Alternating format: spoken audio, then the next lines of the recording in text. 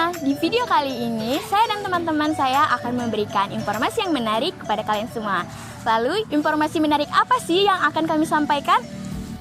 Sumatera Utara merupakan salah satu provinsi di Indonesia yang memiliki banyak sekali etnik. Contohnya seperti Batak, Karo, Nias, Melayu, dan lainnya. Dalam etnik banyak sekali hal menarik yang dapat kita kaji. Salah satunya yaitu adalah legenda. Menurut Kamus Besar Bahasa Indonesia, legenda merupakan cerita rakyat yang memiliki hubungan dengan sejarah dan biasanya baik pembicara ataupun pendengarnya akan mempercayai seolah kisah itu benar-benar pernah terjadi di dunia nyata. Kali ini saya dan teman-teman saya akan menjelaskan sebuah legenda dari etnik Melayu yang berjudul Siti Payung. Dan kami juga akan menjelaskan nilai-nilai apa saja yang bisa dipelajari dari legenda tersebut. Untuk itu, pastikan untuk tetap menyaksikan video ini sampai akhir. Selamat menyaksikan. Assalamualaikum warahmatullahi wabarakatuh. Di sini saya akan menceritakan tentang legenda Siti Payung. Legenda Siti Payung adalah sebuah cerita yang hidup di tengah masyarakat Batubaro, khususnya di Desa Dahari Silebar. Legenda Siti Payung ini bermula dari cerita seorang anak remaja bernama Kamarudin. Kamarudin ini adalah seorang anak miskin yang dimana ayahnya adalah seorang pengambil kayu di hutan. Rumahnya sangat kecil, baju yang ia punya hanya sehelai, kadang ia makan dan kadang ia tidak makan. Dan ketika ayahnya akan menjual kayu di pasar, ia hanya tinggal di dalam kelambu. Saat itu Kamarudin belum beranjak dewasa. Dan ketika Kamarudin sudah beranjak dewasa, dia memiliki keinginan untuk pergi merantau. Kemudian dia pun pergi izin kepada ayah dan mamanya. "Mak, ya, aku ingin sekali pergi ke kerajaan itu," kata Kamarudin. "Tidak bisa kau pergi, nak. Mau dengan kendaraan apa kau pergi?" tanya mama Kamarudin. "Ayah dan mama diam saja di dalam kelambu, biar aku saja yang pergi," kata Kamarudin. Singkat cerita, pergilah Kamarudin. Di ujung kampung ada sebuah rumah yang ditempati oleh seorang nenek. Nenek itu bernama Nenek Gabia. Kemudian Kamarudin pun menyinggahi rumah tersebut. "Assalamualaikum, Nek," ucap Kamarudin. "Waalaikumsalam," jawab Nenek Gabia dari dalam rumah. Nenek Gabia pun membukakan pintu dan ia melihat Kamarudin ada di depannya. "Masuklah, Nak," kata Nenek Gabia. "Ada apa kemari, Nak?" kata Nenek Gabia. "Begini, Nek, aku ingin sekali pergi ke kerajaan itu, aku belum pernah ke sana."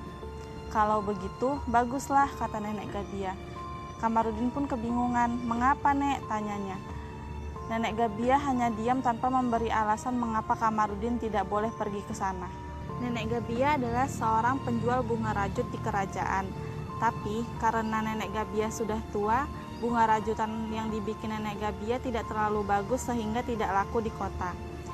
Karena Kamarudin dilarang Nenek Gabia untuk pergi ke kerajaan, dia pun meminta kepada Nenek Gabia untuk menolong nenek membuatkan bunga rajutan. Dan semenjak itu tinggallah Kamarudin di rumah Nenek Gabia dan ia membantu Nenek Gabia membuat bunga. Suatu hari, lewatlah Nenek Gabia di depan istana. Kebetulan ada Tuan Putri di halaman istana. Tuan Putri tersebut bernama Tuan Putri Siti Payung. Kemudian dia pun menghampiri Nenek Gabia. "Nek, aku ingin sekali melihat bunga nenek," kata Tuan Putri. Tapi Tuan Putri merasa tidak yakin dengan bunga yang dijual Nenek Gabia. Kemudian Tuan Putri pun bertanya, "Nek, apakah ada yang tinggal selain nenek di rumah?" kata Tuan Putri.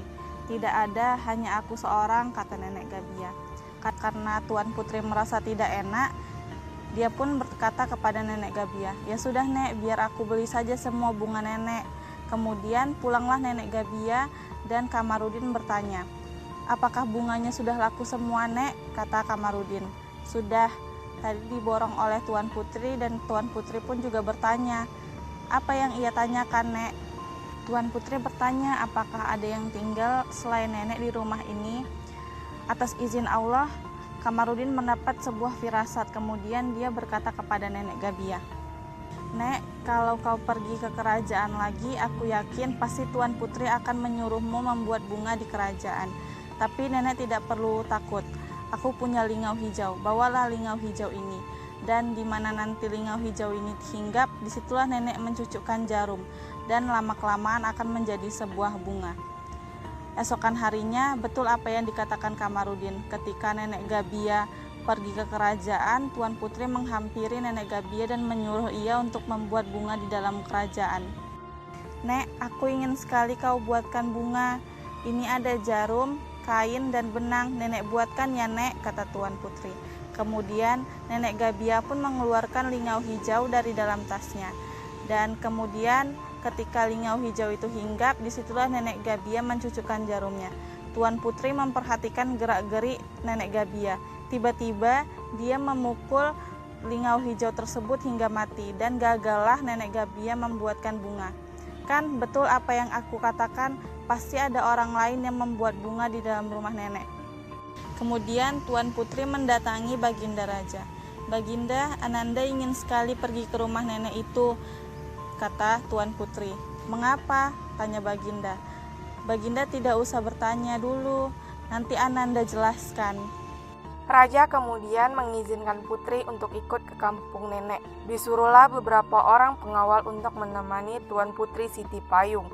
Sementara itu Kamarudin tadi sedang duduk di depan pintu. Dia melihat Nenek Gabia dan beberapa orang berjalan ke arah rumah Nenek Gabia. Karena takut ketahuan, maka Kamarudin lari ke dalam rumah dan masuk ke dalam gulungan tikar. Sesampainya di rumah, Nenek Gabia mempersilakan Tuan Putri dan para pengawalnya untuk masuk ke dalam rumah. "Cobalah Tuan Putri cari apa yang ingin Tuan Putri cari. Tidak ada siapa-siapa di rumah ini," kata Nenek Gabia. Kemudian Tuan Putri dan para pengawal mencari orang yang mereka ingin cari. Namun mereka tidak menemukannya. Tapi entah bagaimana dan dengan takdir Allah, tiba-tiba tumbanglah gulungan tikar tadi. Lalu Putri Siti Payung memerintahkan pengawalnya untuk memeriksa gulungan tikar itu.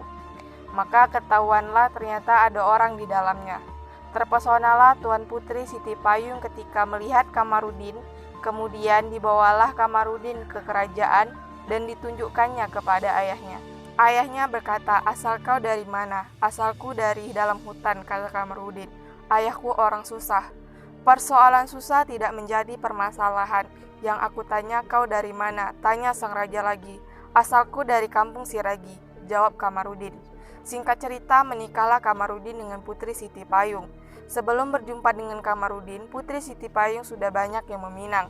Raja dari kerajaan Berhan pernah datang meminang, akan tetapi lamaran tersebut ditolak. Raja dari kerajaan Sako di Rondang juga pernah datang meminang, akan tetapi lamaran tersebut pun juga ditolak oleh Putri Siti Payung. Ada 7 raja dan pangeran dari 7 kerajaan yang datang meminang Putri Siti Payung, akan tetapi lamaran tersebut ditolak oleh Putri Siti Payung. Mendengar Putri Siti Payung sudah dipinang oleh orang dan lamaran tersebut diterima oleh Putri Siti Payung, 7 pangeran dan raja dari 7 kerajaan merasa tidak adil karena lamaran mereka ditolak oleh Putri Siti Payung. Mereka penasaran seperti apa seorang Kamarudin sehingga lamaran beliau diterima oleh Putri Siti Payung. Kemudian datanglah surat dari kerajaan Berhan kepada raja dan Kamarudin. Surat yang datang kepada raja berisikan, "Kalau sayang anak, maka berikanlah nyawa." Sedangkan surat Kamarudin berisikan, "Kalau sayang istri, maka berikanlah nyawa." Raja tua ayah Siti Payung merasa ketakutan karena lawannya sangat kuat dan banyak. Lalu Kamarudin membalas surat itu dengan singkat, "Sayang istri." Sayang istri berarti perang. Beberapa waktu kemudian datanglah ribuan pasukan dari kerajaan Berhan ingin menyerang kerajaan Antah Berantah. Sampailah kapal tersebut di pelabuhan, dibunyikanlah meriam untuk memberi sinyal kedatangan mereka. Anak buah kerajaan Antah Berantah memberikan laporan kepada raja sebanyak 7 kapal berada di pelabuhan. Raja ketakutan dan Kamarudin tiba-tiba menghilang dan bersembunyi ke dalam kandang ayam. Padahal sebenarnya dia pergi ke rumah Nenek Gabia untuk melaporkan jikalau kerajaan Antah Berantah telah diserang oleh kerajaan Berhan. Berkatalah Kamarudin kepada Nenek Gabia, "Nek, firasatku mengatakan kerajaan Antah Berantah akan kalah. Kalau begitu, kau ambillah busur toga yang tergantung di pokok kelambir itu. Kau pukullah busur itu ke pohon kelambir hijau itu," kata Nenek Gabia. Kemudian Kamarudin bergegas mengambil busur tadi dan memukul ke daun kelambir hijau.